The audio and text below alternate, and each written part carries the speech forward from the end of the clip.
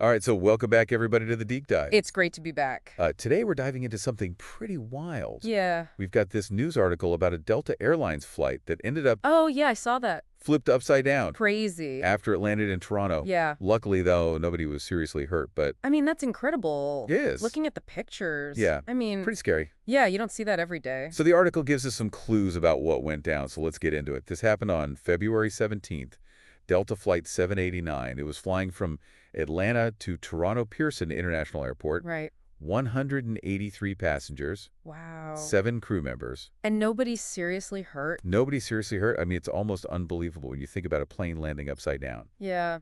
It's You don't expect anyone to walk away. Yeah, it's a testament to the safety regulations and engineering, I guess, that go into these aircraft. Yeah, definitely.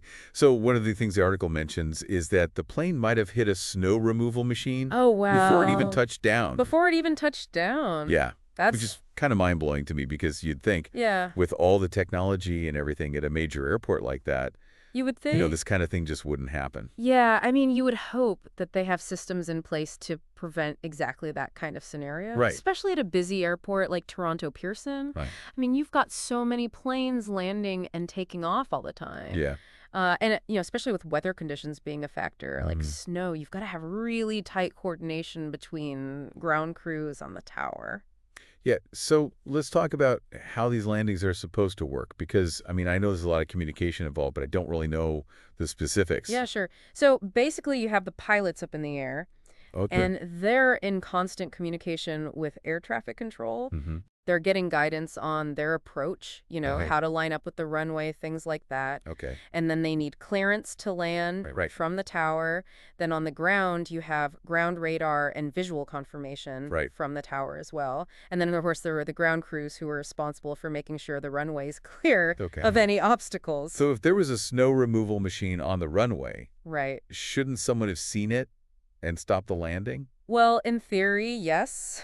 You'd think that with all those systems in place, that wouldn't happen. But airports are incredibly complex. Yeah. There's a lot going on. There could have been a miscommunication, a lapse in judgment, maybe a technical malfunction with the radar. Right. It could be any number of things. And that's what the Transportation Safety Board of Canada will be looking into. Right. They'll be investigating the incident, trying to figure out exactly what went wrong. So what are they going to be looking at in this investigation? I mean, yeah, so they're going to be looking at all the data they can get their hands on. Okay. So that's going to be the flight data recorders, the air traffic control recordings, weather reports, and they'll be interviewing the pilots, the crew, anyone involved, really, to try and piece together what happened. And these investigations are super important, right? Oh, absolutely. It's not about pointing fingers or anything like that. Right. It's about understanding what went wrong and how to prevent it from happening again. So what can they actually do to make things safer, I mean, after they do this investigation? Well, once they figure out what happened, they can start to look at ways to improve the system. Okay. So it could be something as simple as revising procedures, making sure everyone's on the same page. Right.